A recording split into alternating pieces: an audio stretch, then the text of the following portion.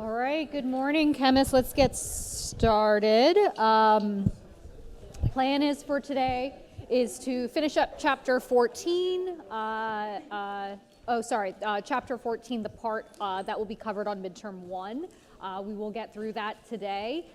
Just so you know, I'll make sure there's a clear indication of where that material ends before we move on. We'll jump right back into it within chemical kinetics. We left off talking about the integrated rate laws. So we use these equations to calculate concentration of our reactant with time. We understand when we have a chemical reaction, we're consuming reactants, so that concentration decreases over time. But to what extent? We can predict via our integrated rate laws the concentration at any given time, as long as we know what order the reaction is and what the rate constant is. So we talked about rate constant before in our rate laws and our method of initial rates. That same rate constant is coming up here in the integrated rate laws. So you see here, the purpose of these equations is produce straight lines. To produce straight lines that are also meaningful to us. That's the important thing here. Where if you, you'll do this in lab, you'll do this exact thing in lab where you measure concentration changes with time.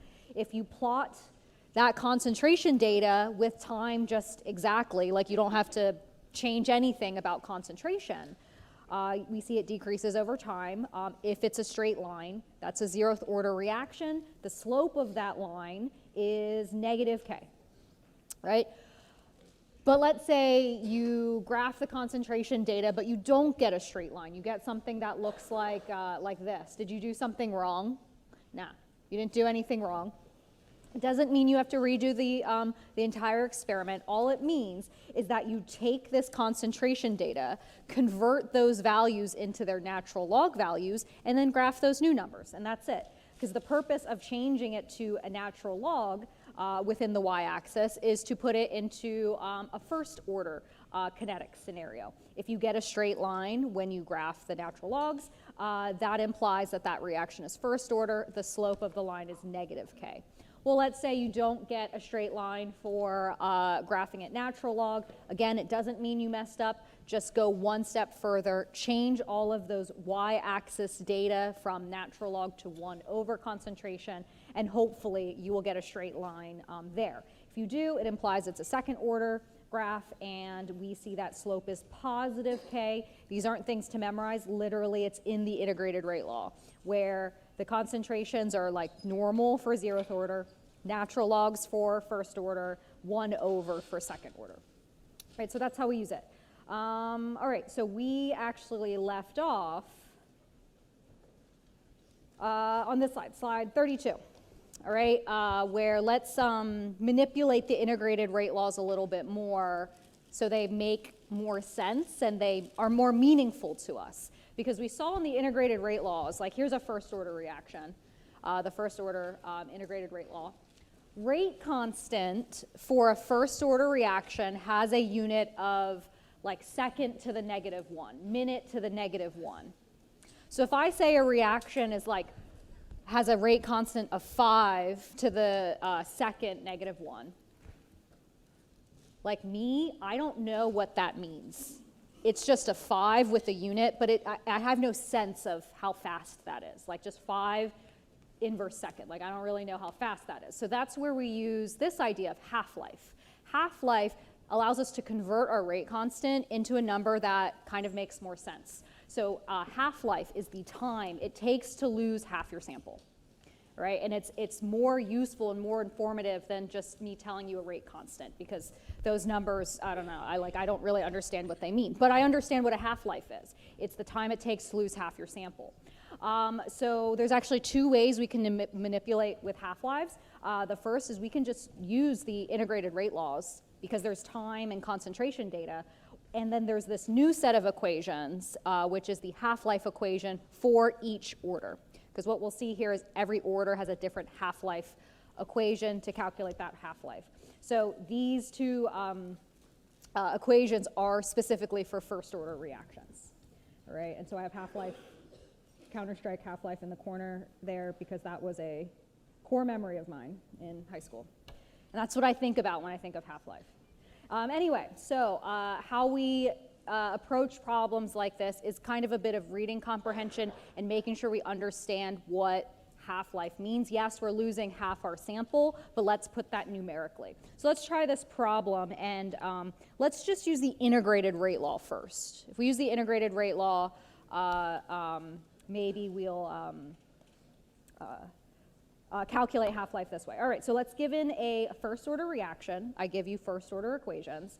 I'm telling you the rate constant is that, 0.15 second to the negative 1. Do you have an idea of how fast that is? No, it's just a number, right? It's just a number. Okay, so let's put it into a more useful number. How long does it take for 50% of the reactant A to be used up? So I'll just rewrite the integrated rate law. Natural log of A at some time is equal at natural log of A initial minus KT. So if we look at what's given, I give you K, boom. K is given. It looks like they want us to calculate a time, so we're solving for T. But what they didn't specifically give us is the concentration of my stuff initially and stuff later. So we have to use our intuition a little bit here via what's given in this equation. So here I'm asking, okay, how long does it take for 50% of my stuff to be used up? So to me, this sounds like I'm asking, okay, how long will it take for that concentration at some time to be 50%? But what's not implied is, what is my initial concentration then? It's 100%. Yeah, it's 100%. All right, so we have to kind of use that understanding of percentages.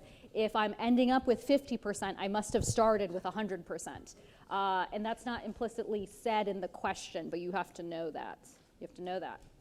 All right, and so now that we have this idea of, okay, we're going from 100 to 50%, how long does it take to do that? So that's, now we just plug everything into the integrated rate law. Fantastic, because we have this number, we have that number, we have K, we solve for T. So we can go ahead and do natural log of 50. I'm just going to say it doesn't matter if you put 50 or 0.5, just make sure that you're consistent with your percentages. So I'm just going to say natural log of 50 equals natural log of 100. Again, percentages, you could put 0.5 and 1 if you want to do fractional percentages. You'll get the same answer. Minus K, which I give you, 0.15, second to the negative 1 T, time. That's what we're solving for. And so if we calculate the natural logs, let's move this up, we get some numbers, like natural log of 50 is negative 0, no it's not, it is 3.91 equals 4.6005 minus 0.15 second to the negative 1 T. Do some subtraction, and you see that it's negative 0.693 equals negative 0.15 second to the negative 1 time. And so if you divide both sides by negative, negative 0.15 seconds, that's how you isolate time. So if you do that division, you get that time equals 4.6, but we got to be careful with the unit. Yes, I know in the corner it says seconds, but how did we get that? Is the time always going to come out in seconds? It depends on the unit of K. Yes, and so since K is in the unit of per second, then the time unit that comes out is seconds. If K was in the unit of minute to the negative 1, time would come out in minutes. Yes, okay. All right, so there is our half-life. It takes 4.6 seconds for this sample to lose 50%,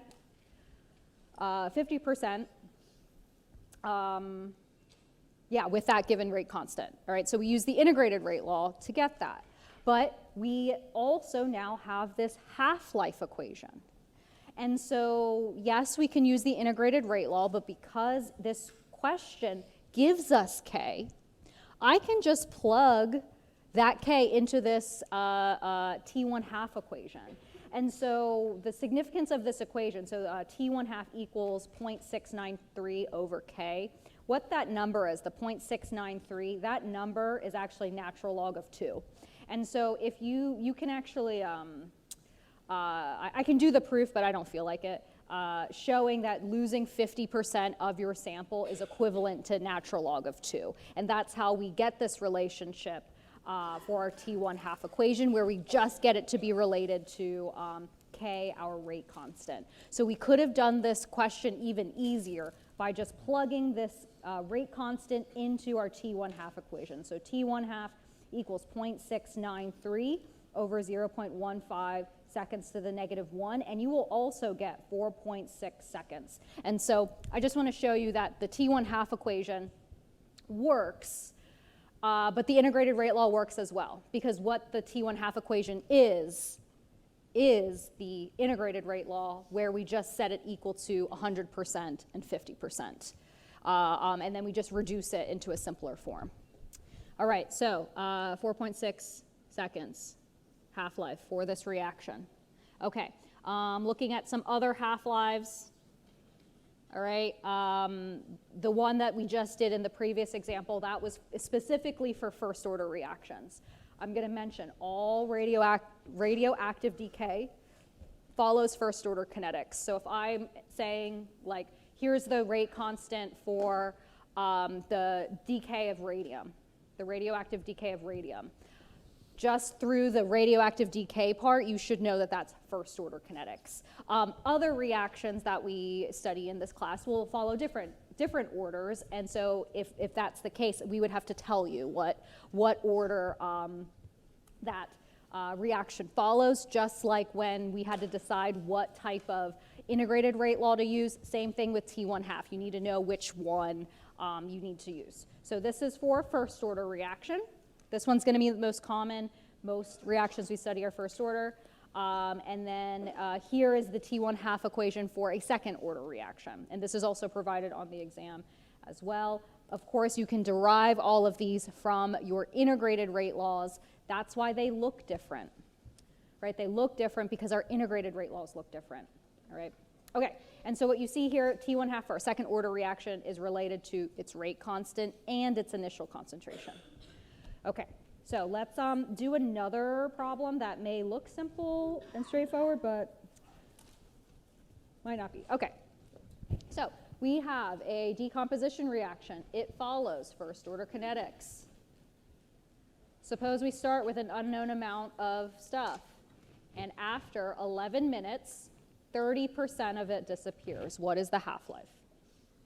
All right, so it looks like I give you the equation, but could you still do this question if I didn't give you the equation? You could, because what's the important part? I tell you that it's first order. That's the important part here. And so I have the first order equations and all of that in the corner there for us to use. So this question is asking for half-life, right? So T1 half, right? In order to calculate T1 half, I need K. I need the rate constant. Did I give you the rate constant in that question? No, I didn't. What a lot of students will try to do is just shove 11 minutes somewhere in this equation, but you can't do that, right? They'll try to shove 11 minutes into T1 half, calculate for K. You can't do that because T1 half is specifically for when you lose 50% of your sample. So in order to calculate the half-life of this reaction, I need to calculate K first, the rate constant. What equation do you think we'll use?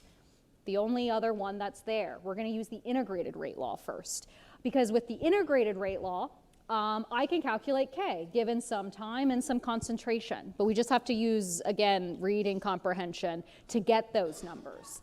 So it's the other pieces of information and the integrated rate law that we'll use first, calculate K, then use the T1 half equation second. All right. Okay, so let's use the information that's given. Recognize we have to calculate K first, then T1 half. So it says, after 11 minutes, 30% of my sample disappears. So T is 11 minutes. I hope you recognize that. What is my initial concentration? 100%. 100%. Yes, I know the question didn't say that, so we got to infer it. What Amount of A do I have after 11 minutes? Be careful. It's 70%. It's not 30%. You wanted to put 30% in initially, didn't you? No, but we don't have 30% left. It's actually 70%. Yes, because we lost 30%. So yes, reading comprehension. Okay. And so if we look at our integrated rate law, natural log of stuff at some time equals natural log initial minus KT. We have all the information we need to solve for K, just like before. All right? But before we go into it, let's just kind of guesstimate what the half-life will be. Do you think it'll be longer than 11 minutes or shorter than 11 minutes? Shorter? So if it takes 11 minutes to lose 30%, to lose 50%, it should take longer. It should take longer because it took only 11 minutes to consume 30%. So hopefully the answer that we get is a little bit longer than 11 minutes, because if not, then it doesn't follow, what would make sense to us. So let's go through this. All right, so we just plug in everything. Natural log of 70 equals natural log of 100 minus K, that's what we're solving for. T is 11 minutes. All right, combine those natural logs, so do natural log 70 minus natural log 100, and you get negative 0.3566 equals negative K 11 minutes. Divide both sides by 11 minutes, and you get 0.032 minutes to the negative 1. Does that number mean anything to you? Nope, I have no idea what that means. So let's use that number and our T1 half equation to make it more meaningful to us. So the T1 half equation, you take natural log of 2, which is the 0.693, over the K that we just got, 0.032 minute to the negative 1. So what is the unit of the half-life here? It's going to be in minutes, yes. And so, yeah, you get 21 minutes. Right, so does that match what our thinking is? It takes 11 minutes to lose 30. It'll take about 20 minutes to lose 50. Because if you did it, if like you did all this calculation, you got, it takes 3 minutes to lose 50%, but 11 minutes to lose 30%, I hope that in your mind you think like, that can't be possible. Was there a question up there? Yeah, I was just saying, where did natural log 2 come from when down there it's like 0.693? So 0.6, did you put natural log 2 in your calculator? Is that what that is?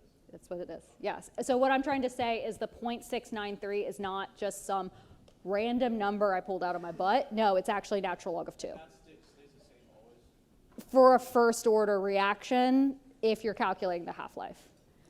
So what that natural log of 2 is the ratio, the idea that you're losing 50% of your sample.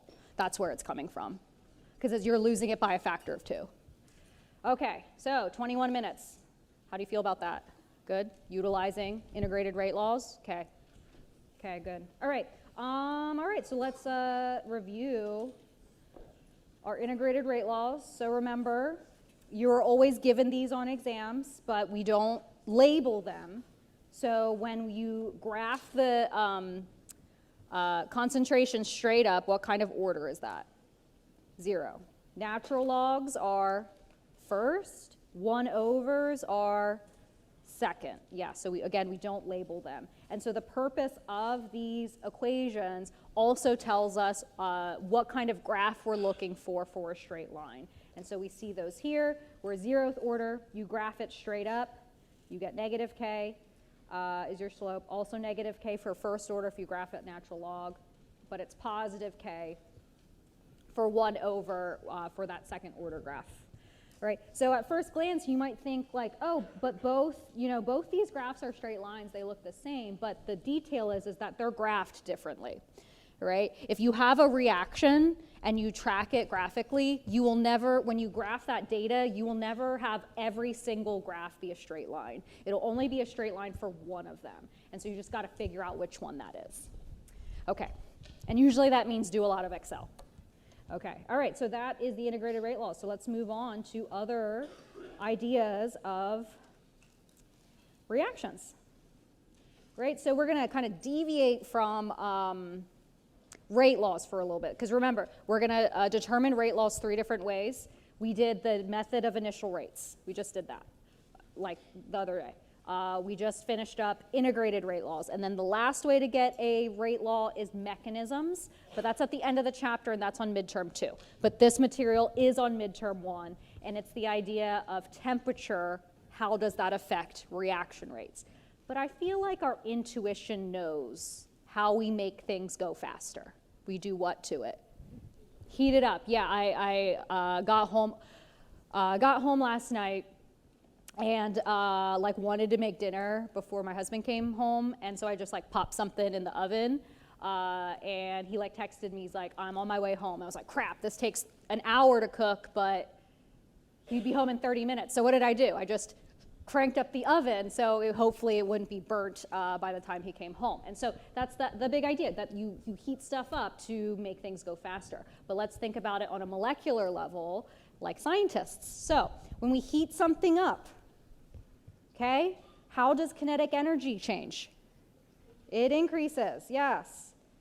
So if your kinetic energy of your particles are increasing, what do you observe? The particles are, yeah, they're moving more. Yeah, they're moving faster, because like 1/2 mv squared stuff. So remember at the beginning of this chapter, I told you chemical reactions only occur when particles collide. So as we increase temperature, what's changing about collisions? It's increasing. That's why hot reactions go faster, all right? So increasing the temperature of a reaction will always increase rate in terms of your rate constant, all right? Increasing temperature always increases K, always. This graph shows it, right? And that's why reactions go faster when you heat them up. K is changing. Never before we've changed K. We always were looking at reactions earlier in the chapter. They were at the same temperature.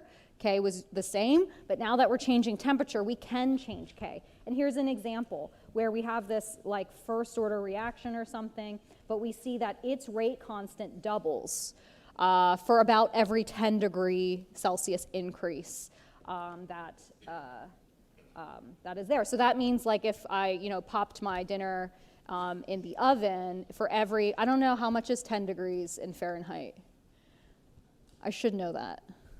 It's more, it's like probably like 20 degrees. I don't know, Fahrenheit. If for every, increment of the Fahrenheit temperature I increase, I could double how fast I cook the stuff, my thing.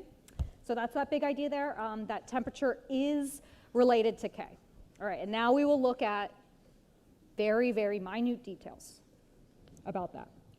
All right, so this is the Arrhenius equation. That's the big equation in this section. You were also given the Arrhenius equation on the supplemental information. And so what we see here is that rate constant, the same rate constant we were looking at before, is affected by a number of things, right? We see that rate constant is related to activation energy. So I'm just going to tell you right now that when activation energy decreases, K rate constant increases. And then we also see this factor of temperature.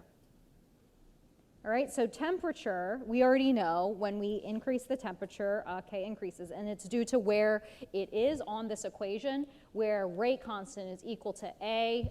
This is a constant, it's a frequency factor. It's based upon the type of collision that the particles are undergoing, but it's specific and different for every reaction, every different reaction. But what's important here is the E and the exponents there. It's to the negative activation energy over RT. R is a constant. R is the 8.314 joule mole Kelvin R that we talked about in previous chapters.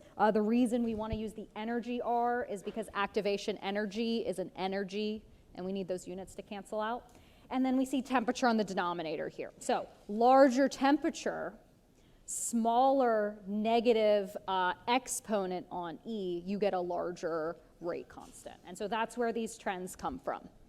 So I'm just going to straight up tell you, rarely will you actually ever calculate something using this equation, but what you can get from it are the trends.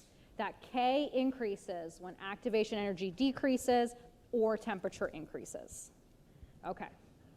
So why? Why is it when we increase the temperature, reactions go faster? And it's this idea of activation energy. In order for a reaction to happen, here's a reaction where reactants are over here, products are over here.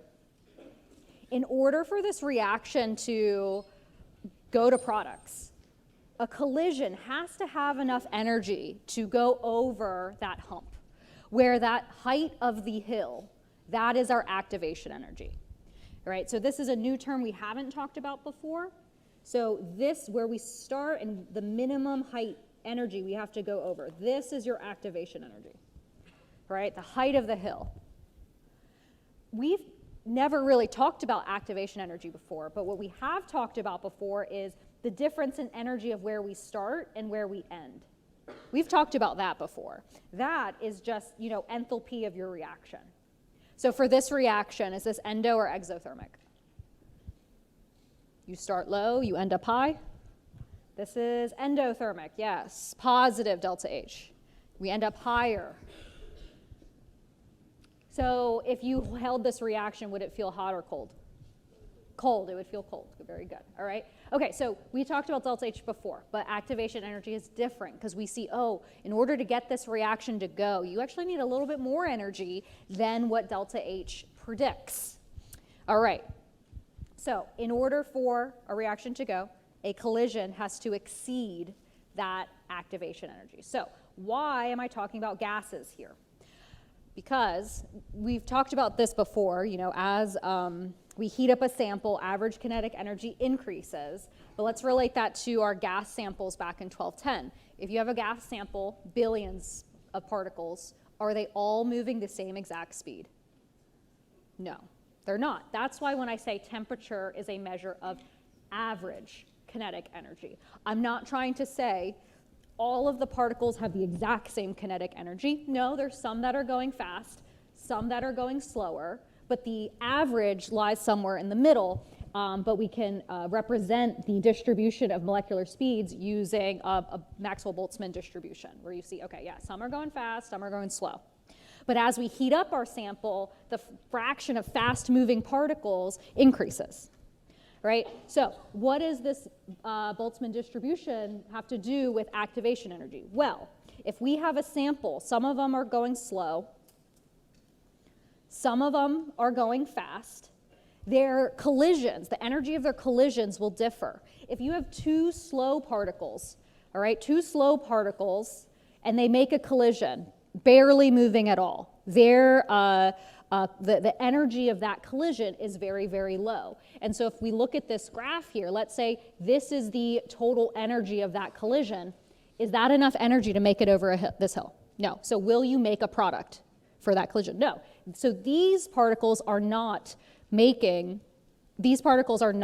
doing the reaction. But if we look at the small fraction of fast-moving particles, all right, they're zipping around, and they have a collision that's this energy, will this result in a chemical reaction?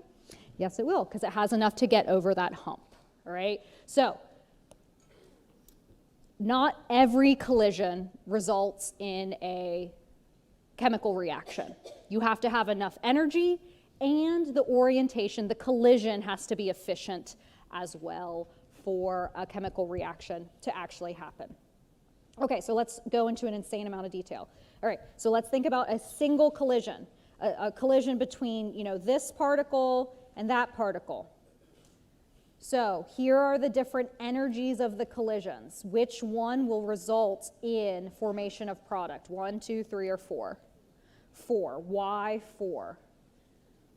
The only one that actually makes it over the activation energy, the hill. These ones do not have enough energy. And this is for a single collision. All right, okay, perfect. Boom. All right, so let's look at this one where now I'm adding the idea of temperature and orientation, all right? So temperature, what does temperature tell us about our sample again? Average kinetic energy. So of these containers, which ones have the most kinetic energy? So you look at the thermometers, but I also just have it at the bottom there. So which containers have the highest kinetic energy? Containers 3 and 4, high temperature, high kinetic energy. All right, that means 1 and 2, because they have lower kinetic energy, the energy of those collisions are going to be lower. All right, but what differs between containers 3 and 4? Yeah, the trajectory, okay. All right, so remember, effective collisions make chemical reactions. If those two particles are just grazing each other, all right, barely even touching, then a chemical reaction probably isn't going to happen. But if they just head-on slam into one another, there's a lot of energy there, much more likely to make a chemical reaction. So which one do you think will make a reaction, 3 or 4? 4, yes. High energy, high kinetic energy. Or sorry, high temperature, meaning high kinetic energy and a really nice effective collision. We want to crash the particles with each other. Okay, we don't want close calls. Okay, so that's for single collisions.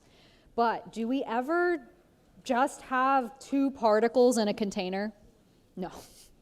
There's always billions, trillions, times 10 to the 23 of them. So instead of thinking of a single collision, now we need to think of many collisions happening in the container. Let me preface.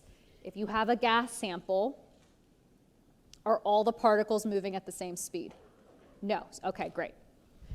Great. Okay, so let's look at this. So here's a many collision system. So I can change the temperature of this reaction vessel, and that changes the total average kinetic energy of this sample. So given these initial conditions, I just have a bunch of reactants. Here is the average total energy given a certain temperature. Do you think if I let this reaction go, would we make products? Yes, yes we would. Why would we make products? Yeah, the average total energy is above the thing. All those particles, they're going to crest over, they're going to jump over that activation energy. So what we should see over time is that the concentration of reactants go down, and then we should see the concentration of products go up over time if we let this go.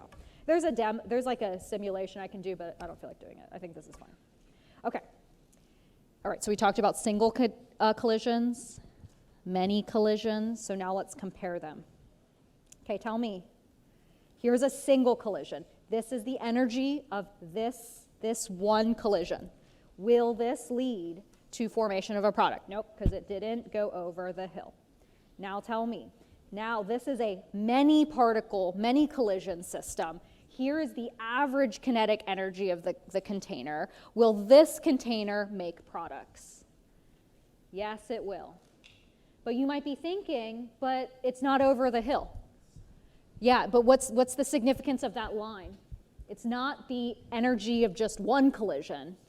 It's the average of the entire container. So that means some of the collisions are going to have more energy, and some of them are going to have less energy, all right? So that's the idea, that when we are working with a lot of particles, we have this Maxwell-Boltzmann distribution of molecular speeds. Some of them are going faster, some of them are going slower. But what happens is when we increase the temperature, a larger fraction of particles have enough kinetic energy to get over that activation energy, all right? Even if the average kinetic energy is below the activation energy, we can still go ahead and make products because of this idea of the distribution of molecular speeds. All right, so there it is again. These two graphs, they look the same, but they're not. Here, we have total average kinetic energy because this is a sample of like billions of particles, versus this one is just a single collision. If you looked at single collisions in this container, every so often you'll find a collision that does have enough energy to go over here, because this line only indicates the average. Okay, so that is single versus many collisions. Collisions lead to formation of products. Okay, so, all right, let's look into activation energy a little bit more. So here's a different reaction coordinate diagram. So tell me, is this reaction endo or exothermic? Exo, yeah, so what's the sign of delta H or delta E here? Negative, so it will feel hot. Yes, okay, good. All right, so what is that activation energy? This is the idea that in order for a reaction to happen, to turn a reactant into products, we have to break bonds and we have to form bonds. Does that sound familiar? Yes. Breaking bonds requires energy. Forming bonds releases energy. So that's kind of what's happening in this reaction coordinate diagram, but I'm actually showing you the structure where, okay, we start with this reactant, and what's happening in the product is basically the carbon and nitrogen atoms are swapping places. That's the reactant, nitrogen's here, but the nitrogen's over here in the product. So kind of what's happening in this reaction, if you think about it, is you're breaking this carbon-nitrogen bond, and you're forming a new carbon-carbon bond to make the product. So when we do this reaction in real life, like if we think about how are the atoms moving in space, is we want the breaking and the forming to happen at the same time. All right? We don't want to play with it like Legos, like, okay, break the pieces and then bring them back together. No, we want to do it in the most effective way where the breaking and the making happen at the exact same time. And so that's what this activated complex is. It's kind of like this hybrid combination of both the reactant and product where we've done the breaking and making at the same time. We're starting to break that carbon-nitrogen bond, but make that new carbon-carbon bond at the same time. And that is what the apex of our activation energy is, okay, what's the energy to initiate that breaking and making at the same time to make that activated complex, which it would exist at the top of this activation energy on our reaction coordinate diagram, right? So if we look at this reaction coordinate, we have our reactants on this side, and we have our products on this side. So, and our activated complex lives up here.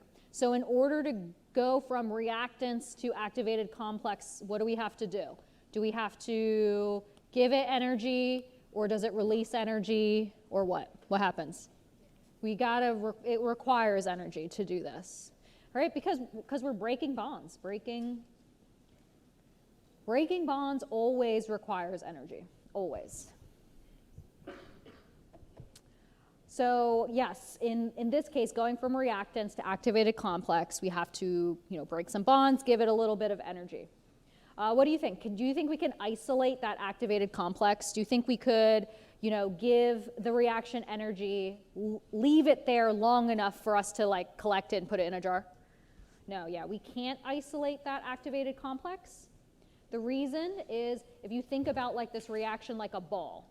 If you put a ball at the top of that hill, it's very unstable. One tiny push in either direction will make it either go to reactants and be more stable or products and be more stable, right? So you can't actually isolate the activated complex. Okay, when do you think you'll make more of that activated complex? At high energy, when there's a lot of kinetic energy, or at low temperature or high temperature. Low temperature when there's not a lot of kinetic energy. High temperature, yes. So there's another idea why high temperatures lead to more faster reactions, because you're making more activated complex that's requiring energy for that to happen. Okay, let's look at it again, but differently. Remind you that we have reactants on this side, products on this side. This is an exothermic reaction. Okay, so remember the Arrhenius equation says that rate constant, you can increase it. You can make reactions go faster by increasing temperature, or when activation energy is small.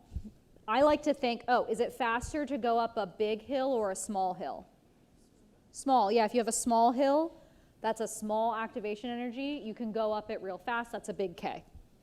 So let's think about this reaction, and for a moment, pretend it's reversible. Pretend, yeah, I can go from reactants to products. You know, I can go from point A to point B, but pretend you can also do it in reverse. You can go from products to reactants. You can do it in reverse. If this was like a trip, right, where you got to get over a hill, is the forward trip the same as the reverse trip? It is not. And just like these reactions, their rate constants are different. So look at this figure and tell me which reaction rate is faster, the forward reaction or the reverse reaction. Just put yourself in a situation where you have to get over the hill. In which case, going forward or coming back, can you do it faster? Forward, yeah. So here, forward and reverse, the rate constants are not the same. And the reason is because activation energies are different. So what's the answer? B? Yes, the forward rate is faster than the reverse rate. And the reasoning is because activation energy of the reverse is larger than the activation energy or the hill of the forward reaction. Right? Smaller hill going there, bigger hill coming back. All right. So if we let this reaction go for a while, you know, let it go forward and reverse at those rates, what's going to accumulate over time? The reactants or the products, do you think? Which one? Yeah, the products, yeah. Because the idea here is your reaction in the forward direction is going really fast. When you do the forward reaction, you make a lot of products. But then the reverse reaction is a little bit slower. Yeah, and so you're not consuming as much as those products. So you're not going to make that many reactants in the reverse direction. I like to think about it this way in terms of stability. That I put like in my mind a bunch of crazy children on this playground, and I let them go crazy.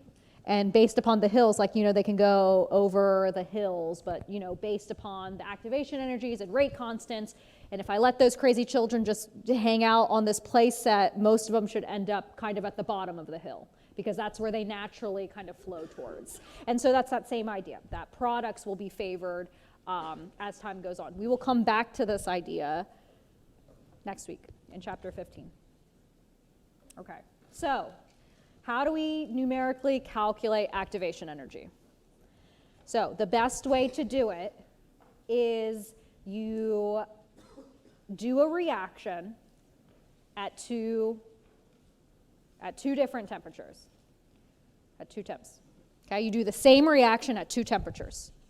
Let's say like 10 degrees and 20 degrees. So based upon what we learned today and rate constant, will a reaction have the same rate constant at those two temperatures? No. So basically you're going to have a temperature and a rate constant, and at a different temperature you're going to have that temperature and a different rate constant. And by doing that, 2 points will always make a line, and from that we're able to get our activation energy. So I'll show you how. So here's our Arrhenius equation.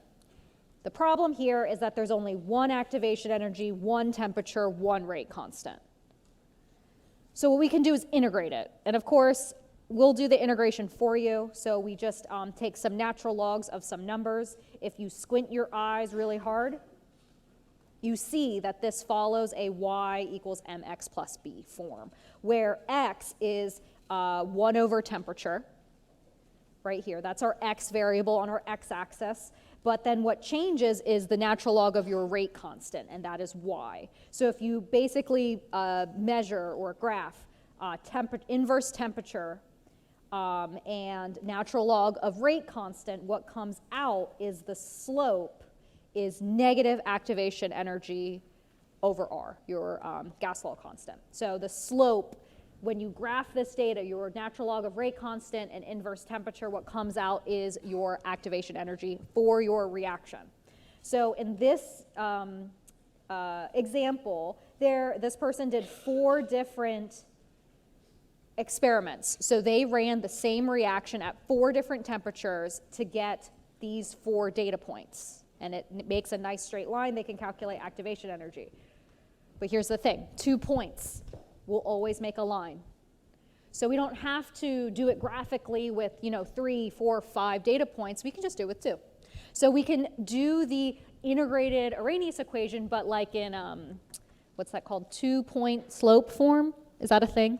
Yeah, it's a math thing. You know what I'm talking about, right? So 2 temperatures, 2 Ks, 1 equation to calculate rate constant, activation energy, and that's what this equation is right here. This is just the proof on how I got it, not important. What's important is the equation. And what you need to notice here is we have K1, that's the rate constant at temperature 1. Then we have the rate constant, K2, at temperature 2. So be very careful that you put the numbers in the right spots, right? You can't just put any K wherever you want. You can't just put any temperature wherever you want. It has to be very specific. And then you see what comes out is your activation energy, and R is a constant, so that's fine. All right, that's how we do it. All right, so what we see here is that K depends on your temperature and activation energy. So some things that kind of come out of this equation, I just need to erase this for a second. The larger the temperature range you're looking at, like let's say you increase from like 10 degrees Celsius to 100 degrees Celsius, you're going to have a much larger rate constant change than if you just did 10 to 20 degrees, right? Again, I feel like you can use your intuition a little bit that heating the reaction more will give you a faster rate versus just heating it a little bit. So I feel like that one we should recognize. But the second one's a little bit weirder, okay? Where if we're looking at different reactions with different activation energies, you'll get a larger change in rate constant if your activation energy is large. All right, I'm just going to leave it at that. Let's look at the next example, and I'll explain the significance of this. So basically, a reaction that has a large activation energy is what I like to say more sensitive to temperature change. All right, that the rate constant will change more if you already have a large activation energy. I have some analogies in my back pocket that'll make it make sense. So let's look at this reaction, or these 2 reactions. All right, reaction 1 is exothermic, reaction 2 is endothermic. Assuming the energies are proportional, okay, which reaction, this one or C to D, has the larger activation energy? Reaction 2, yes, has a bigger hill, yep. So tell me, which reaction is faster then, or which one has the larger rate constant already? Reaction 1, because it has a small activation energy. Cool. All right, so what happens when we heat up these reactions? Will they both get faster? Yes. Heating up reactions will always make them go faster, always. But will their increase in speed increase the same? No. Because I wouldn't be teaching it if it did, all right? So yes, the magnitude that the reactions increase are different, all right? And so if you just look back at the previous slide, what did I say? Reactions with large activation energies are more sensitive to temperature change. So I think the correct answer is C, both increase, but reaction 2 increases more, right? And this is the idea, okay? We already, in the second question, I asked you, which reaction is going faster? Reaction 1. Reaction 1 is already going fast. Reaction 2 is going slow. So if you give both more energy, reaction 2 has more room to grow in terms of increasing its reaction rate versus reaction 1 is already going fast. It's going to go faster, but the ratio in which it increases is not going to be as much. All right, here's another analogy that I do. Okay, so like there's me, and then there's Jeff Bezos. Okay, imagine, I promise it'll work, okay? You give $10,000 to me versus money is temperature, versus you give $10,000 to Jeff Bezos, all right? Do both of us become richer? Yes. But who does it affect more? Assuming that I'm not a billionaire. I'm not. That's life-changing money to like normal people, right? $10,000. But is that life-changing money to Jeff Bezos? No. No, but both of us become richer. But because I'm going slow already, a little bit of extra money, a little bit of extra energy, temperature is going to make a bigger difference versus a reaction for Jeff Bezos who's already going fast, all right? Yes, it makes him richer, but like not as much, okay? I like analogies. Another analogy, okay, is in high school I was in I had to like choose a gym class, and so I chose weight training. Imagine that. Yeah, and so the first day of weight training class, we had to do the 1 rep max thing. And so part of our grade, like 50% of our grade was how much can you improve in your 1 rep max. So here's the thing. I couldn't even lift the bar. And how heavy is the bar? 45 pounds, okay? I could barely lift it, all right? So I already started slow versus a bunch of other people in the class. They were all, I don't know, trying to like one up each other. So their 1 rep maxes, they started at like 200, all right? So just imagine, and see I guess our gym teacher didn't understand like this idea that in order to like get certain grades, you had to increase like 10%, 20% your 1 rep max. So for me, I started at 45 pounds. So literally all I had to do was put 5 pounds of weights on each side, and I guaranteed myself an A. Right? Just by adding 5 pounds by the end of the term. All right, I was able to do that. But the people who started at 200 pounds, how much weight did they have to add in order to guarantee themselves an A? A lot more, right? And so that's the idea. If you're already starting slow, a little bit of extra goes a long way. All right, those are my analogies there. Okay. All right. Okay, last question for midterm 1. And that's, okay, let's actually calculate activation energy, all right? And like I said, numerically, the best way to do it is measure a reaction at 2 different temperatures, because 2 points always make a line. So we looked at a lot of equations. If you look at the supplemental information, lots of equations on it. If you, have your gift from my office hours and you ever look at the back, like we're finally making our way through all the equations on the back. We looked at a lot of equations with activation energy. So we have a reaction. I tell you it doubles when the temperature increases from this to this. What is the activation energy? So which equation do we use? Do we use this first one? Maybe? I mean, activation energy is in it, but are there 2 sets of temperatures? Nah. So we don't use that one. What about this one? No. That's the first order kinetics, integrated rate law, that no activation energy is even in that. Do we use the third one? Yes, we use that one. The fourth equation, again, we don't want to graph this. We'll just do the 2-point form instead, so we don't need to do that one. If we were graphing it with lots of data, then we use that one. So this third one is A-OK. So like all word problems and all of chemistry, it's reading comprehension. Yes, I give you 2 different temperatures. Oh, and I forgot to mention, when we, let's use our intuition a little bit. When we put in these temperatures, what unit do you think they have to be in? Not Celsius.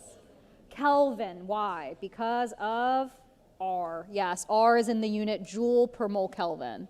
So yes, temperatures need to be in Kelvin. I think I forgot to say that. All right, so I give you Celsius temperature, so right off the bat, I'm going to convert those to Kelvin. So 293 and 333, I think. I don't know. I wrote it down somewhere. So I increase those 2 temperatures. So I have the 2 temperatures, but I don't necessarily give you the 2 Ks, the 2 rate constants. So we got to be clever here and be very careful with our units. So I'm just going to go ahead and define T1 as 293 Kelvin and T2 as 333 Kelvin, those 2 temperatures. What I didn't really give you is what's K1 and K2, the rate constants. So let's just be clever. Let's just say, all right, if at 293 Kelvin, so 20 degrees Celsius. Let's say the rate constant is 1. What would be the rate constant at the second temperature? 2. Because in the question I say the rate constant doubles. So the numbers don't really matter. We just need that doubling there. And really the units don't even matter either because we divide them by one another in our natural log. And there we go. There are all the variables we need to isolate activation energy. But again, it's reading comprehension. I tell you the rate constant doubles. So K1, K2, I just give fake numbers to it. Right? Or I could give you real numbers also. Okay, so let's plug everything in. So, but be careful. So it's natural log K1 over K2. So it's 1 over 2 equals EA, that's what we're solving for. I'm just going to write R. You know that R is 8.314 joule mole Kelvin. T2, so that means it's 333 to the negative 1 minus 293 to the negative 1. It's T2 minus T1 inversed.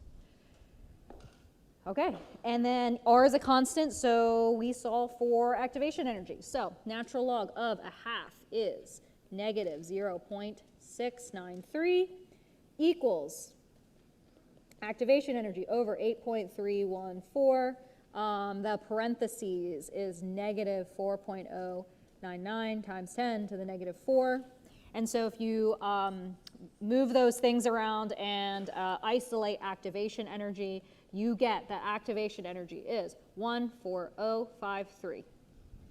I dropped my units, but R does have a unit. It's joule, mole, Kelvin. So what is the unit of activation energy that comes out of this equation?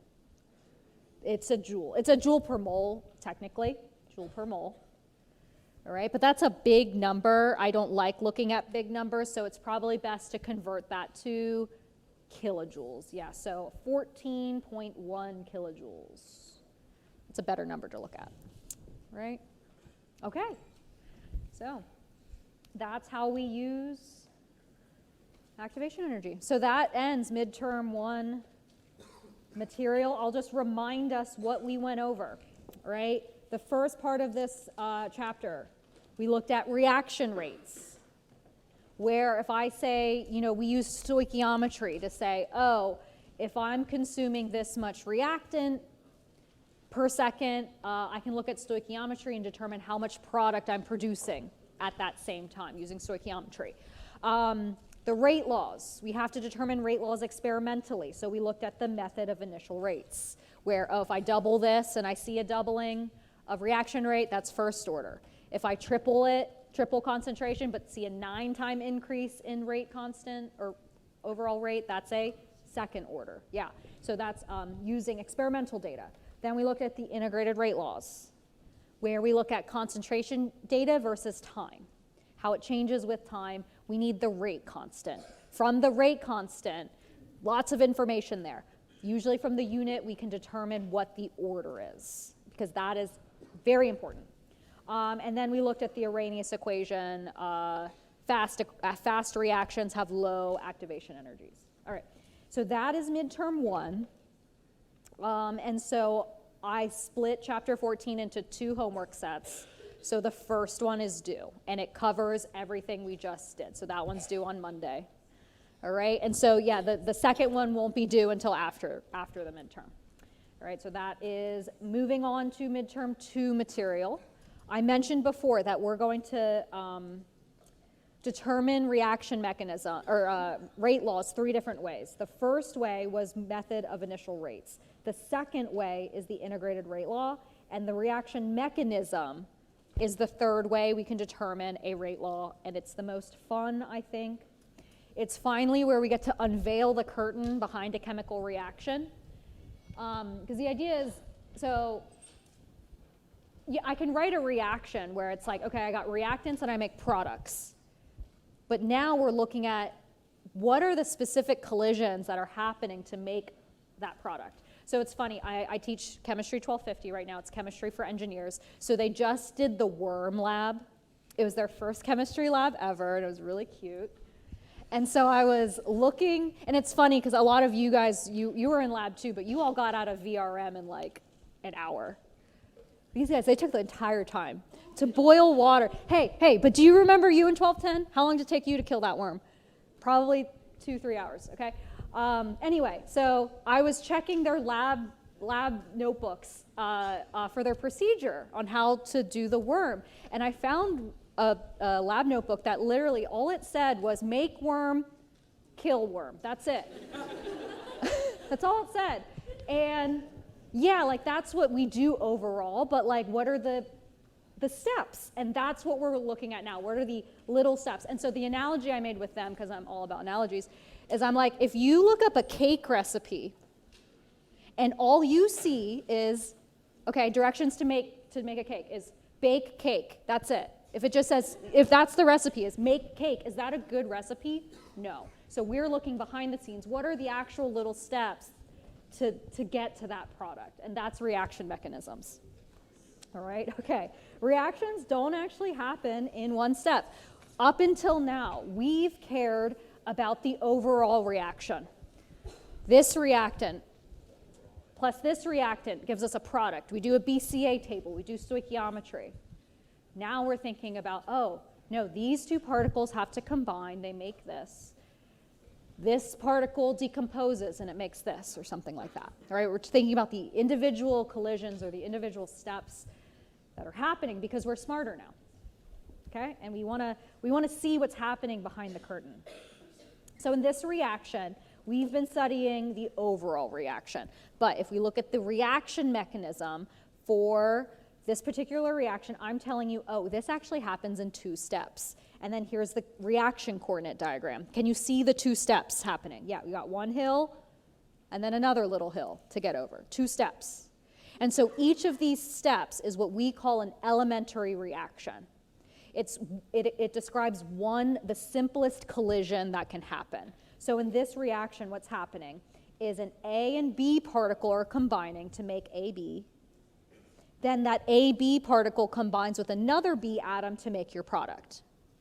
All right, and so if we add up these 2 steps, we see AB actually cancels out of the reaction. We call this an intermediate because it's made and then it's consumed later.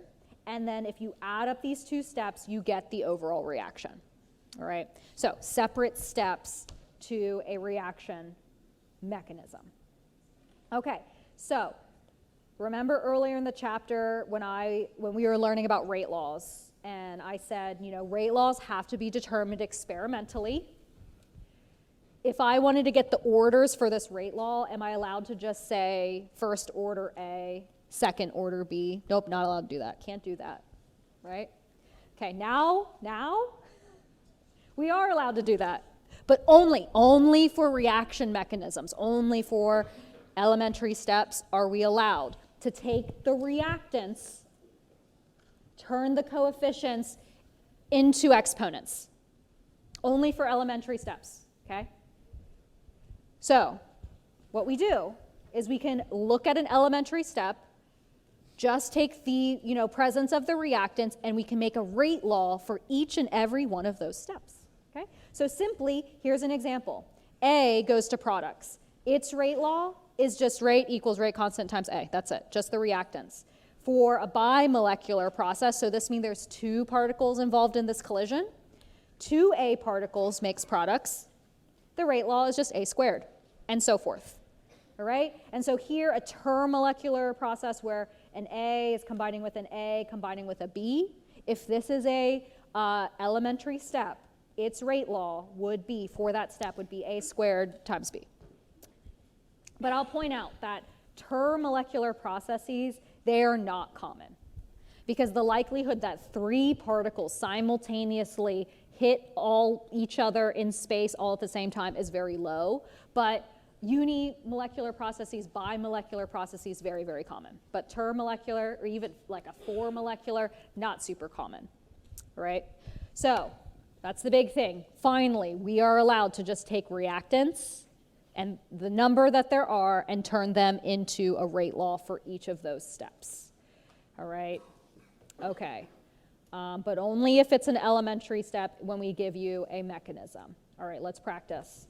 here's a reaction. It's 2 steps. Each of these steps is an elementary step. So what is the overall reaction? All we have to do is add up the reactions like we did in Hess's law in 1210, see if anything cancels out. So if we look closely here, does anything cancel out in this equation? HI, right there, okay, HI gets made but then consumed in the next step. So we can cancel that out of the equation.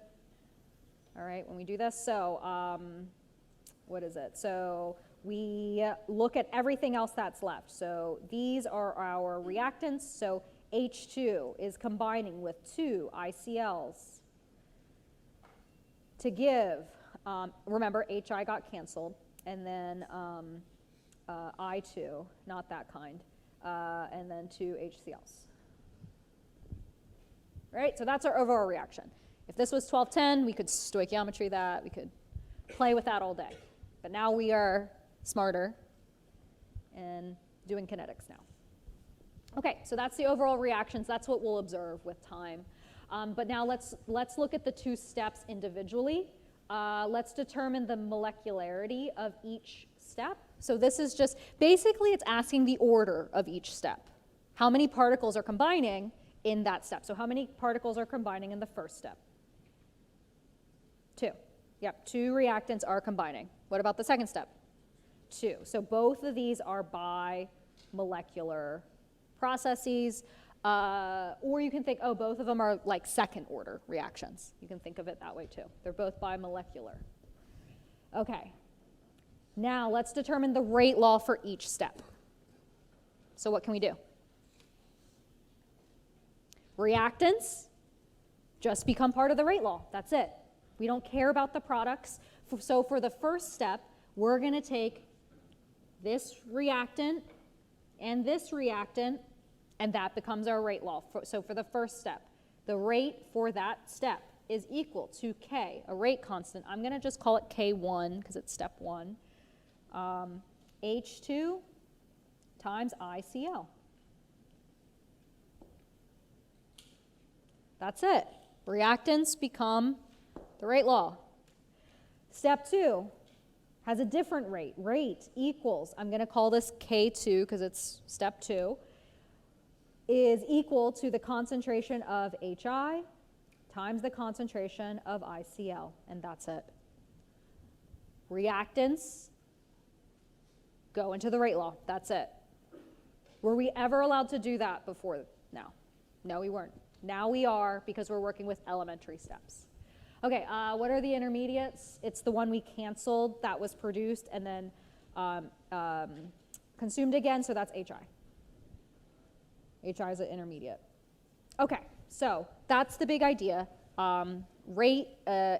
Elementary steps, very simple to write the rate laws for each steps. Okay, so we are going to look at mechanisms, determining mechanisms for 2 different types of reactions. The first one is when the first step is the slow step. The second type of reaction we're going to look at is when the slow step's the second step.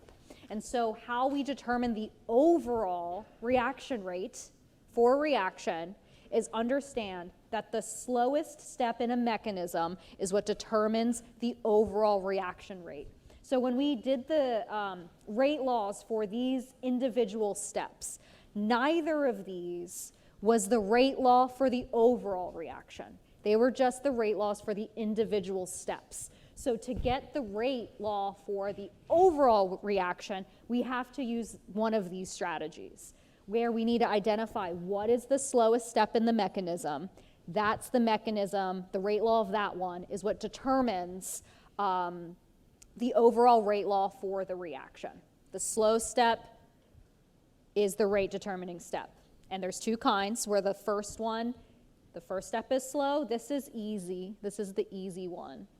And then the second kind of mechanism is where the second step is the slow step. It's a little bit more complex, but it's not that bad. Okay. So here is this proposed mechanism again, where it's 2 steps. Each of these are elementary reactions. Got a slow step, a fast step. Which is our rate determining step, the first step or the second step? The first step, yes. So what is the rate law for the entire reaction? Which step are we going to look at? The first one. Do we even care about the second one? Nope, we don't. All we care about is the slow step, which in this case is the first step. So the first step is the rate determining step. So the rate for this overall reaction is equal to how fast we can get through that first step. So it's K1, so rate constant for the first step, times A times B. And that's it. That's the rate law for the this overall reaction. When the first step is the slow step, it's quite easy. All right. Okay, so let's do one more. What's our intermediate in this reaction, I guess? AB, yes, because it gets made and it gets consumed in the next step. So actually, let's look at this reaction coordinate diagram. Does this diagram match that the first step is the slow step? Yes, just try walking up it. Which hill do you get up faster? The second step, yes. Okay, very good. All right, let's do another one. So here's the overall reaction. Here's the proposed mechanism. Which step is the rate determining step? It's the first step, because that's the slow step. So let's write the rate law for that. So for the first step, I don't want to say first, I'll say step 1. The rate of step 1 is equal to, I'm going to call it K1, times concentration of NO2 squared. Yes, because there's 2 of them. Yep, that's it. You just take reactants, they become part of the rate law. That's it. Okay, so that's the rate law for the first step. Do I really care about the rate law for the second step? Not really. So now what is the rate law for the entire reaction? It's the first step. It's the same thing. Because the first step is the slow step, it's what determines the overall reaction. So rate equals K1 NO2 squared. All right. So another way I like to think of it, all right, is like if you think about going up this hill, if you want to think about how fast will it go from reactants to products, what limits us is how fast can you get up that first hill? Because we're assuming, oh, it's not going to take that much time to get over the second hill. It's the first hill that really, really matters. And the same idea is that this first step, when it's the slow one, is the rate determining step. Oftentimes they call it RDS. And that is what dictates what the overall reaction rate is. Okay, so let's do one more. And then, yeah, okay, do this one. All right. So,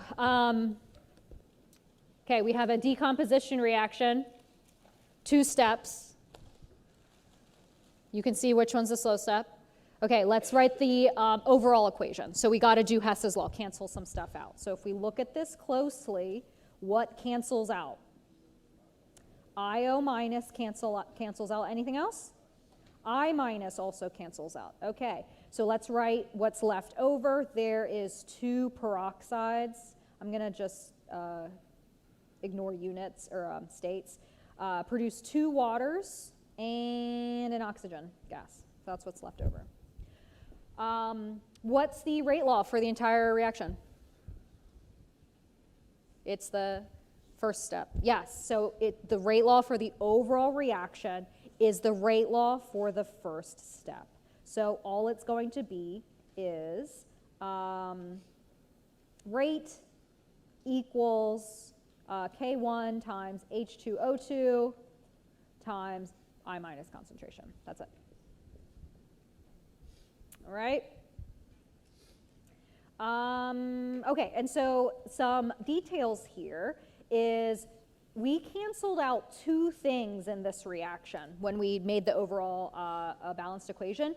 We canceled out IO minus, where IO minus was made and then consumed. That's an intermediate.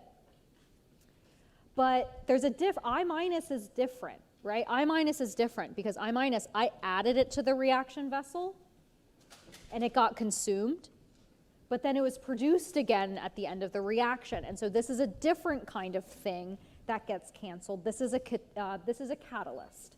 where you add it to the reaction at the beginning, it's consumed, but then it's produced at the end. So the idea here is I canceled these out differently. IO minus was made then consumed, but I minus was consumed and then made by the end. And so we have a difference here of intermediates and catalysis, but they do not show up in the overall reaction mechanism in the end. All right, so this will be the last slide we end up on. This is the same reaction. All right, where on this reaction coordinate diagram will the concentration of IO minus be the highest? Which spot? Identify what it is. Is it a reactant? Is it a product? It's an intermediate, isn't it? Right? It gets made and then consumed later. So it's basically made at the end of step 1, but then consumed for step 2. So it is going to be the highest concentration at spot C. So an intermediate is different than a activated complex. Activated complex. Remember what an activated complex is? Where are activated complexes on this graph? They're at the top. They're B and D. All right? So B and D are activated complexes. Can you isolate them? Can you put them in a jar? Nope, you can't. But can you put an intermediate in a jar? Yes, you can, because it kind of lives in this valley. If you were careful, you could carefully extract that intermediate and save it for later use. So that's the big difference between those things. You can isolate an intermediate, but you cannot isolate an activated complex. Okay, so remember, chapter 14, part 1, homework is due. On Monday, it's on your midterm anyway. And so our exam is on Friday. So have a great weekend, everyone.